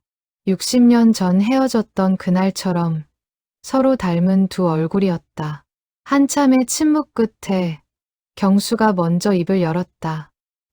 저는 이 상황을 어떻게 받아들여야 할지 모르겠습니다. 하지만 이상하게도 두렵지가 않습니다. 오히려 뭔가 오래 잃어버렸던 것을 다시 찾은 기분입니다. 그의 목소리에는 혼란과 함께 형언할 수 없는 벅찬 감정이 뒤섞여 있었다. 태석은 손수건으로 눈가를 훔치며 힘겹게 미소를 지어 보였다. 저 역시 60년을 기다려온 순간입니다. 성급하게 결론 짓고 싶지는 않습니다. 하지만 제 마음은 이미 확신하고 있는 것 같습니다. 두 사람은 그날 밤 늦도록 이발소 문을 닫지 않은 채 마주 앉아 있었다. 창밖 가로등 불빛 아래로 낙엽이 하나둘 떨어지고 있었고 이발소 안에는 오랜만에 두 사람만의 고요하고도 벅찬 정적이 흐르고 있었다. 태석은 그날 처음으로 경수에게 어머니의 마지막 유언을 들려주었다. 인석이를 꼭 찾아야 한다던 그 말을 그는 60년 동안 단 하루도 잊은 적이 없었다고 고백했다. 경수는 그 이야기를 들으며 조용히 눈물을 훔쳤다. 자신이 알지 못하는 사이 누군가 자신을 위해 평생을 기다려왔다는 사실이 그의 가슴을 뭉클하게 했다. 두 사람은 그렇게 밤이 깊도록 서로의 지난 세월을 나누며 서서히 서로를 향한 확신을 굳혀가고 있었다. 자정이 가까워질 무렵 경수는 자리에서 일어나며 조심스레 말했다. 형님이라고 불러도 되겠습니까? 아직 확실한 건 아니지만 그렇게 부르고 싶습니다. 그 말에 태석의 눈시울이 다시 뜨거워졌다. 그는 말없이 고개를 끄덕였다. 이발소 문을 나서는 경수의 뒷모습을 바라보며 태석은 오랫동안 잊고 지냈던 감정, 바로 누군가와 마음 깊이 연결되어 있다는 그 벅찬 감각을 다시금 느끼고 있었다. 이 사진 속 아이가 저라는 말씀이십니까? 경수의 목소리에는 믿기지 않는다는 떨림이 섞여 있었다. 태석은 고개를 끄덕이지도 젓지도 못한 채 그저 사진을 가리켰다. 이발소 안에는 무거운 정적이 감돌았다. 두 사람 모두 쉽게 말을 잇지 못한 채 그저 사진과 서로의 얼굴을 번갈아 바라볼 뿐이었다. 창밖으로 지나가는 자동차 소리, 멀리서 들려오는 아이들의 웃음소리마저 그 순간에는 아득하게 느껴졌다. 두 노인이 함께 붙잡고 있는 이 순간은 60년이라는 세월의 무게를 온전히 감당해야 하는 무겁고도 벅찬 시간이었다. 1951년 1월 청솔마을에서 피난 나오던 길에 달빛나루라는 곳에서 저는 6살배기 동생을 잃어버렸습니다. 이름은 인석이었습니다. 오인석. 그 이름을 듣는 순간 경수의 몸이 눈에 띄게 흔들렸다. 그는 의자 팔걸이를 힘주어 붙잡았다. 오인석, 그 이름을 저는 기억하지 못합니다. 하지만 어딘가 익숙하게 들리는 것 같기도 합니다. 경수는 눈을 감고 그 이름을 몇 번이고 속으로 되뇌어 보았다. 낯설면서도 묘하게 마음 깊은 곳을 건드리는 이름이었다. 마치 오랫동안 잠겨있던 서랍을 여는 순간처럼 무언가 형체 없는 감정이 울컥 치밀어 올랐다. 그는 왜 그런 기분이 드는지 스스로도 설명할 수 없었지만 부인할 수도 없었다. 양부모님께서 제게 처음 지어주신 이름이 경수였습니다. 밝고 씩씩하게 자라라는 뜻이라고 하셨죠. 하지만 가끔, 아주 가끔은 그 이름이 온전히 제 것이 아닌 것 같은 기분이 들 때가 있었습니다. 설명하기 어려운 감각이었습니다. 태석은 떨리는 손으로 나무 상자를 꺼내왔다. 그 안에서 작은 아이 신발 한 짝을 꺼내 경수 앞에 내려놓았다. 이건 어머니가 손수삼으로 엮어 만들어 주신 신발입니다. 인석이가 마지막으로 신고 있던 것과 같은 종류였습니다. 나루터 근처에서 훗날 찾아낸 것인데 인석이가 신었던 그 신발일 거라고 저는 오랫동안 믿어왔습니다. 경수는 신발을 조심스레 집어들었다. 손끝에 닿는 낡은 실의 감촉이 이상하게도 낯설지 않았다. 그는 눈을 감고 오래도록 그 감촉을 느꼈다. 그러자 아주 오래전 잊고 지냈던 어렴풋한 기억의 조각들이 하나둘 떠오르기 시작했다. 눈밭을 뛰어다니며 좋아하던 자신의 모습, 그리고 그 모습을 흐뭇하게 바라보던 누군가의 얼굴이었다. 기억은 마치 안개 속에서 서서히 형체를 드러내는 풍경 같았다. 처음에는 흐릿한 색채와 소리뿐이었지만 신발을 매만지는 손끝의 감각을 따라 점차 선명해졌다. 누군가 자신의 손을 꼭 붙잡고 눈길을 걷던 감촉, 등에 엎여 잠들었던 따뜻함, 그리고 어렴풋이 들려오던 다정한 목소리까지. 경수는 그 기억들이 하나같이 지금 눈앞에 있는 이 늙은 이발사와 연결되어 있다는 것을 직감적으로 느꼈다. 형, 이라고 불렀던 것 같습니다. 누군가를요. 경수가 낮게 중얼거렸다. 태석의 눈에서 참았던 눈물이 흘러내리기 시작했다. 손목을 다시 한번 보여주시겠습니까? 경수는 말없이 소매를 걷어 올려 오른쪽 손목을 내밀었다. 태석은 떨리는 손으로 그 흉터를 조심스레 어루만졌다. 화롯불에 대었던 그 자리, 자신이 평생 마음에 새기고 있던 바로 그 흉터였다. 그의 손끝이 흉터 위를 스치는 순간 60년의 세월이 한꺼번에 무너져 내리는 듯했다. 태석은 그 작은 상처 하나에 자신의 지난 삶 전부가 걸려 있었다는 사실을 새삼 깨달았다. 화롯가에서 놀다 다친 동생을 업고 병원을 찾아 헤매던 그날의 기억, 미안함에 밤새 잠들지 못했던 어린 시절의 죄책감까지 모든 것이 손끝을 통해 되살아나고 있었다. 어릴 때 화로 곁에서 놀다가 제가 미처 붙잡지 못해 다치게 한 상처입니다. 인석이가 울음을 터뜨렸을 때 저는 형으로서 아무것도 해주지 못했다는 죄책감에 밤새 잠을 이루지 못했습니다. 태석의 목소리가 흐느낌 섞여 갈라졌다. 경수는 그 흉터를 매만지는 노인의 손길에서 형언할 수 없는 감정이 밀려오는 것을 느꼈다. 오랫동안 자신을 따라다녔던 정체 모를 그리움과 쓸쓸함의 정체가 비로소 선명해지는 순간이었다. 제가 정말 인석이라는 겁니까? 경수의 눈에도 눈물이 차오르기 시작했다. 그는 사진과 신발, 흉터, 그리고 자신도 모르게 흥얼거리던 그 자장가까지 모든 조각이 하나로 맞춰지는 것을 느꼈다. 평생 설명할 수 없었던 마음속 빈자리의 정체가 바로 이 늙은 이발사였다는 사실이 믿기지 않으면서도 부인할 수 없었다.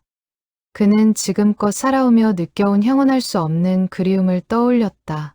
명절마다, 현충일마다 까닭 모르게 마음이 무거워지던 순간들, 밤마다 낯선 이름을 잠꼬대처럼 중얼거리던 습관, 그리고 아이들에게 가족의 소중함을 가르치면서도 정작 자신의 뿌리는 알지 못했던 오랜 결핍, 그 모든 것이 이제야 하나의 이야기로 완성되고 있었다. 그는 떨리는 손으로 형이 될지도 모를 이 사람의 손을 마주 잡았다. 확실히 하기 위해서는 유전자 검사도 받아보는 것이 좋을 것 같습니다. 태석이 조심스레 말을 꺼냈다. 이성적으로는 신중해야 한다는 것을 알면서도 그의 가슴은 이미 확신으로 가득 차 있었다. 경수는 고개를 끄덕이며 형이 될지도 모를 이 노인의 손을 가만히 마주 잡았다. 그 손은 60년 넘게 가위를 쥐어온 사람 특유의 거칠지만 따뜻한 손이었다. 두 사람은 다음 날 아침 일찍 병원을 찾기로 약속했다. 그날 밤 각자의 집으로 돌아간 두 사람은 쉽사리 잠들지 못했다. 태석은 오랜만에 어머니의 사진을 꺼내 두고 이 놀라운 소식을 전하듯 나지막이 말을 건넸다. 경수 역시 아내와 함께 밤늦도록 이 믿기지 않는 하루의 이야기를 나누었다. 두 사람 모두에게 그것은 평생 잊지 못할 하루의 끝이었다. 검사 결과가 어떻게 나오든 오늘 이 순간은 제 평생 잊지 못할 것 같습니다. 경수의 말에 태석은 참았던 눈물을 끝내 쏟아내고 말았다. 이발소 안. 두 노인의 낮은 흐느낌이 오래도록 이어졌다. 창밖에는 어느새 어둠이 내려앉아 있었고 골목의 가로등 불빛이 이발관 유리창을 은은하게 비추고 있었다. 다음 날 경수는 아내에게 이 놀라운 사연을 조심스레 털어놓았다. 처음에는 믿기 힘들어하던 아내도 남편의 눈에 비친 벅찬 감정을 보고는 이내 함께 눈물을 흘렸다. 당신이 그렇게 알 수 없는 그리움에 잠 못 이루던 이유가 이제야 알겠네요. 아내의 말에 경수는 조용히 고개를 끄덕였다. 검사 기관에 서류를 접수하던 날, 두 사람은 서로의 손을 꼭 붙잡은 채 결과를 기다리기로 했다. 태석 역시 오랜만에 만난 조카뻘 되는 이들, 경수의 자녀들에게도 이 소식을 전했다. 자녀들은 처음에는 얼떨떨해했지만 아버지가 평생 안고 살아온 그 알 수 없는 쓸쓸함의 정체를 비로소 이해하게 되었다며 눈시울을 붉혔다. 경수의 딸은 아버지의 손을 붙잡고 말했다. 아빠가 왜 그렇게 가끔 먼 곳을 보시는 듯한 표정을 지으셨는지 이제야 알겠어요. 큰아버지를 꼭 뵙고 싶어요. 그 말에 경수는 딸의 손을 마주 잡으며 고개를 끄덕였다. 검사 결과를 기다리는 동안 그의 가족들 역시 조금씩 이 새로운 사실을 받아들이며 태석을 만날 준비를 하고 있었다. 그것은 단지 두 형제만의 재회가 아니라 흩어졌던 한 가족 전체가 다시 이어지는 과정이기도 했다. 경수는 그날 밤 오래도록 서재에 앉아 형에게 전할 편지를 써 내려갔다. 검사 결과가 어떻게 나오든 이 며칠 동안 느낀 감정만큼은 반드시 전하고 싶다는 마음에서였다. 편지지 위에 몇 번이고 지우고 다시 쓰기를 반복하던 그는 결국 짧고 담백한 문장으로 마음을 정리했다. 형님, 당신을 만난 이후로 제 인생의 마지막 페이지가 비로소 완성되어 가는 기분입니다. 그는 그 편지를 서랍 깊숙이 넣어두었다. 결과가 나오는 날, 직접 형이 손에 건네주기 위해서였다. 유전자 검사 결과를 기다리는 3주는 두 사람에게 평생 가장 길고도 짧은 시간이었다. 그 사이 경수는 매일같이 행복이발관을 찾았다. 손님이 아닌 형일지도 모를 사람을 만나기 위해서였다. 두 사람은 이발소 뒷방에 마주 앉아 지난 60년의 세월을 조금씩 나누기 시작했다. 그 3주 동안 이발소의 풍경도 조금씩 달라졌다. 태석은 손님이 뜸한 시간이면 경수와 함께 낡은 사진첩을 넘겨보았고 경수는 자신이 가르쳤던 제자들의 이야기를 들려주며 형에게 웃음을 되찾아 주었다. 두 사람은 마치 잃어버린 시간을 벌충하려는 듯 사소한 일상의 이야기까지도 놓치지 않고 나누었다. 좋아하는 음식, 자주 앓는 병치레, 젊은 시절의 소소한 실수담까지 그런 이야기들 속에서 두 사람은 서로가 놀랍도록 닮은 습관과 취향을 지니고 있다는 사실을 하나둘 발견해 갔다. 단골 손님들도 그 변화를 눈치챘다. 이발소를 찾을 때마다 낯선 노신사가 늘 그 자리에 함께 있었고 두 사람 사이에 흐르는 묘한 친밀감을 알아챈 이들은 조심스레 사정을 묻기도 했다. 태석은 아직 확실치 않다는 이유로 자세한 사정을 말하지 않았지만 그의 얼굴에 감돌기 시작한 옅은 생기만큼은 감출 수 없었다. 오랫동안 무표정하게 손님을 맞이하던 그가 이제는 종종 미소를 지으며 일하는 모습을 보고 이웃들은 저마다 흐뭇해했다. 태석은 어머니의 마지막 모습과 고아원에서의 시절, 그리고 이발 기술을 배우게 된 사연을 담담히 들려주었다. 경수 역시 양부모 밑에서 자란 이야기와 교사가 되어 아이들을 가르치던 세월, 그리고 설명할 수 없던 마음속 빈자리에 대해 이야기했다. 이야기를 나눌수록 두 사람은 서로의 삶 속에 흩어져 있던 조각들이 하나의 그림으로 맞춰지는 것을 느꼈다. 양부모님께서는 정말 저를 친자식처럼 아껴주셨습니다. 두 분 다 이미 세상을 떠나셨지만 저는 그분들께 늘 감사한 마음뿐입니다. 경수의 말에 태석은 고개를 끄덕이며 옅게 웃었다. 그분들이 아니었다면 너는 그 혹독한 전쟁통에서 살아남지 못했을지도 모른다. 그분들께는 내가 대신 감사 인사를 전하고 싶구나. 내 동생을 살려주셔서, 그리고 훌륭한 사람으로 키워주셔서. 두 사람은 그렇게 서로의 지난 세월을 존중하며 조심스레 서로의 삶을 이어붙여 나갔다. 그것은 잃어버린 시간을 억지로 되찾으려는 몸부림이 아니라 각자가 살아낸 삶을 인정하고 그 위에 새로운 인연을 쌓아가는 과정이었다.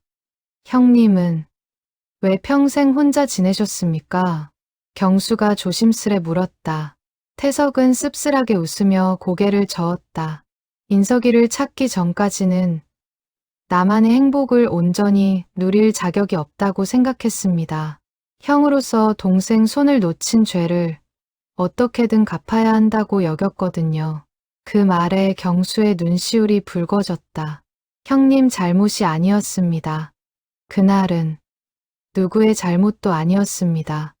경수는 태석의 손을 꼭 붙잡았다. 그 순간 이발소 전화벨이 낮게 울렸다. 검사 기관에서 걸려온 전화였다.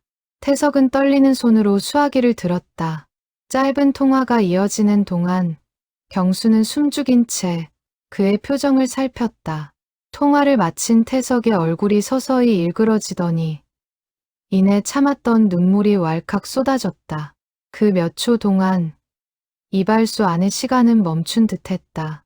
창밖을 지나가는 사람들의 발소리, 멀리서 들려오는 자동차 소음마저 아득하게 느껴졌다. 태석은 수화기를 쥔 손을 부들부들 떨며 상대방의 한마디 한마디를 놓치지 않으려 귀를 기울였다.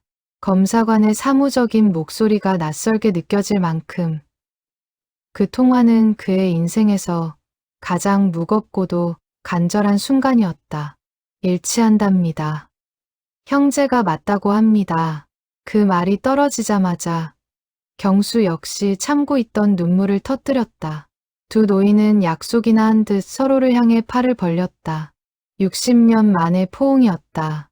서로의 등을 감싸 안은 두 사람의 몸이 걷잡을 수 없이 떨렸다. 인석아, 미안하다. 정말 미안하다. 태석은 동생의 등을 어루만지며 오열했다.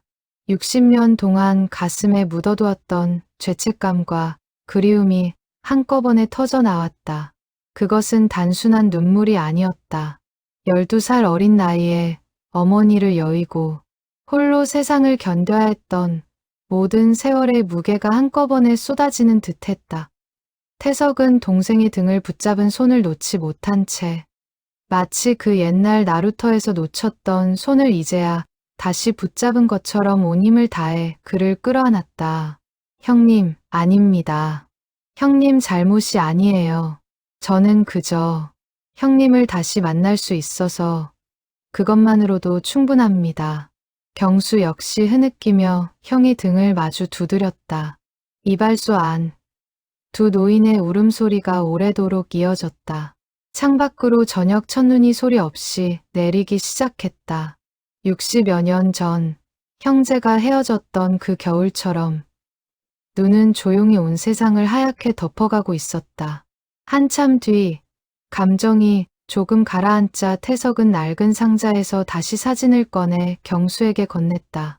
이제 이건 내가 가지고 있어라. 원래 우리 둘의 것이니까. 경수는 그 말에 다시 한번 목이 메었다. 사진을 건네받는 손이 가늘게 떨렸다. 그것은 단순한 사진 한 장이 아니라 형이 60년 동안 홀로 지켜온 세월의 증거였다. 경수는 그 무게를 온전히 느끼며 앞으로는 이 사진을 그리고 사진 속에 담긴 형의 오랜 기다림을 자신도 함께 지켜나가겠노라 마음속으로 다짐했다. 경수는 사진을 두 손으로 소중히 받아들었다. 그리고 낮은 목소리로 아주 오래전 잊었던 그 자장가를 다시 흥얼거리기 시작했다. 태석도 함께 그 가락을 따라 불렀다. 두 노인의 목소리가 서툴게 엇갈리다가도 이내 하나로 맞춰지며 이발소 안을 조용히 채워나갔다. 어머니가 남긴 마지막 선물과도 같은 그 노래는 60년의 세월을 건너 마침내 두 형제를 다시 이어주고 있었다. 이발소 문 밖으로 소식을 들은 이웃 몇몇이 조심스레 고개를 들이밀었다. 오랫동안 태석의 사연을 알고 지내온 동네 사람들이었다. 그들은 두 노인이 부둥켜 안고 있는 모습을 보고는 차마 말을 잇지 못한 채 함께 눈시울을 붉혔다.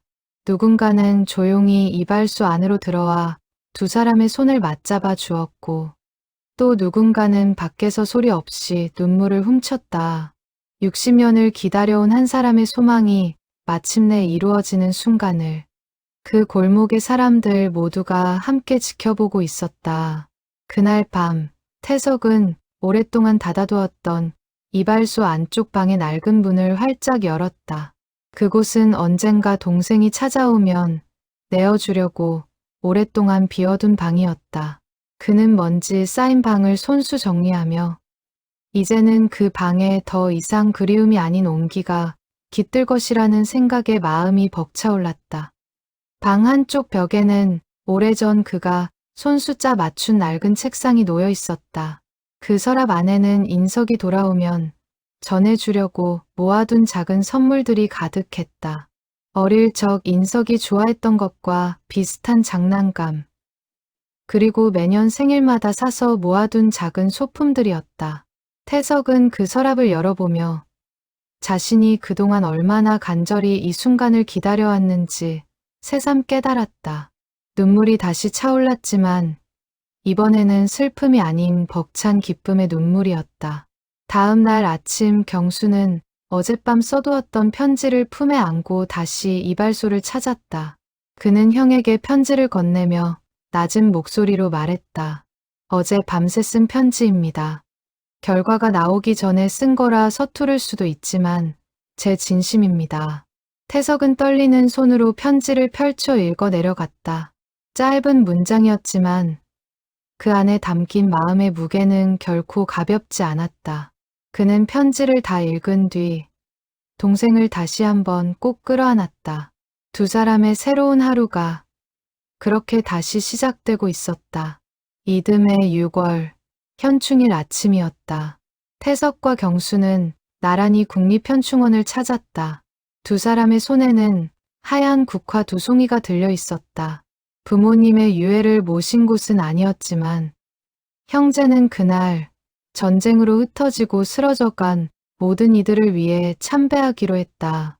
특히 두 사람을 낳고 끝내 아들을 다시 만나지 못한 채 세상을 떠난 어머니를 위한 발걸음이었다. 현충원으로 향하는 길, 두 사람은 별다른 말을 하지 않았다. 차창 밖으로 스쳐 지나가는 초여름의 풍경을 바라보며 각자 지난 세월을 되새기고 있었다. 태석은 문득 동생의 옆얼굴을 바라보며 생각했다. 이렇게 나란히 앉아 어딘가로 향하는 평범한 순간이 자신에게는 60년 만에 되찾은 기적과도 같다는 것을. 경수 역시 창밖을 보며 비슷한 생각에 잠겨 있었다. 두 사람의 침묵 속에는 그 어떤 말보다 깊은 감사와 안도가 자리하고 있었다. 어머니, 저희 다시 만났어요. 경수가 나지막이 중얼거렸다. 태석은 말없이 동생의 어깨를 감싸 안았다. 두 사람은 오래도록 그 자리에 서서 지난 세월을 함께 견뎌준 서로에게 무언의 위로를 건넸다. 바람이 스치며 주변의 태극기들이 조용히 펄럭였다. 태석은 눈을 감고 이제는 얼굴조차 흐릿해진 어머니의 마지막 모습을 떠올렸다. 그리고 마음속으로 되뇌었다. 어머니, 늦었지만 약속을 지켰습니다. 인석이를 찾았습니다.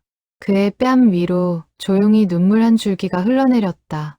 경수 역시 형의 손을 꼭 붙잡은 채 평생 알지 못했던 어머니를 향해 마음속으로 인사를 건넸다. 두 사람 곁으로 초여름의 따스한 바람이 조용히 불어왔다. 재회 이후 두 사람의 삶에는 많은 변화가 찾아왔다. 경수는 은퇴 후에 여유로운 시간을 형과 함께 보내기 위해 아예 행복이발관 근처로 거처를 옮겼다. 매일 아침이면 그는 형의 이발소에 들러 함께 차를 마시며 하루를 시작했다. 태석 역시 평생 혼자 감당해왔던 무게를 이제는 동생과 나눌 수 있게 되었다. 두 사람은 매주 일요일이면 함께 근교로 나들이를 다녀오곤 했다. 젊은 시절 미처 누리지 못했던 형제간의 소소한 즐거움을 그들은 노년에 이르러서야 하나씩 채워가기 시작했다. 함께 낚시를 하고 오래된 사진관에 들러 나란히 사진을 찍기도 했다. 사람들은 그런 두 노인의 모습을 볼 때마다 마치 오랜 버시자 둘도 없는 가족을 보는 듯한 훈훈함을 느꼈다. 경수의 손자들 역시 종종 이발관을 찾아와 큰할아버지라 부르며 태석을 따랐고 이발소는 어느새 온 가족이 모이는 사랑방 같은 공간이 되어갔다. 행복이발관에는 작은 변화도 생겼다. 태석은 벽 한쪽에 낡은 사진과 그토록 오랫동안 간직해온 아이, 신발을 액자에 넣어 걸어두었다. 손님들이 그 사연을 물을 때마다 태석은 담담하게 그러나 이제는 눈물 대신 옅은 미소를 머금은 채 이야기를 들려주었다. 이상가족 상봉이라는 게 방송에 나오는 사람들만의 이야기인 줄 알았습니다. 그런데 이렇게 제 이발소에서 손님으로 오신 분이 제 동생이었을 줄이야. 누가 알았겠습니까?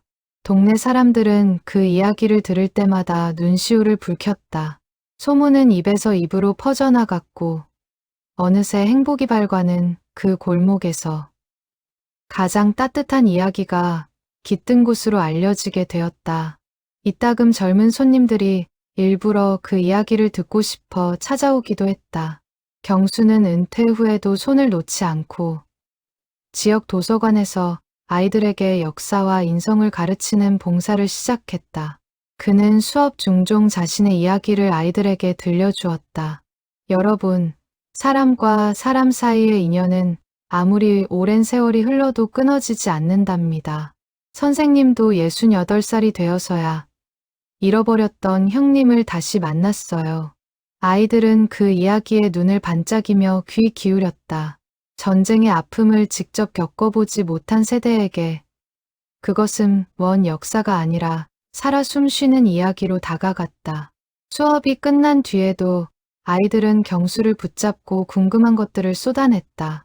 그럼 할아버지는 형님을 못 알아봤으면 어떡할 뻔했어요? 지금도 그 노래 부를 줄 아세요? 같은 순수한 질문들에 경수는 웃음 지으며 하나하나 정성껏 답해 주었다. 그는 그럴 때마다 자신의 아픈 과거가 이제는 누군가에게 희망과 감동을 전하는 이야기로 다시 태어나고 있음을 느꼈다. 그것은 그가 평생 아이들을 가르치며 지켜온 신념, 즉 어떤 시련도 결국은 삶의 자양분이 될 수 있다는 믿음을 스스로 증명하는 순간이기도 했다. 세월이 흘러 태석은 여든을 바라보는 나이가 되었다. 이제는 손이 예전만큼 자유롭지 못해 경수가 종종 이발소 일을 거들었다. 형제는 나란히 앉아 손님을 맞이하는 날이 많아졌다. 거울 속에는 언제나 두 노인의 얼굴이 나란히 비쳤다. 60년 전 헤어졌던 어린 형제의 얼굴이 이제는 흰머리 가득한 노년의 모습으로 다시 함께하고 있었다. 동네 사람들은 그런 두 형제를 볼 때마다 흐뭇한 미소를 지었다.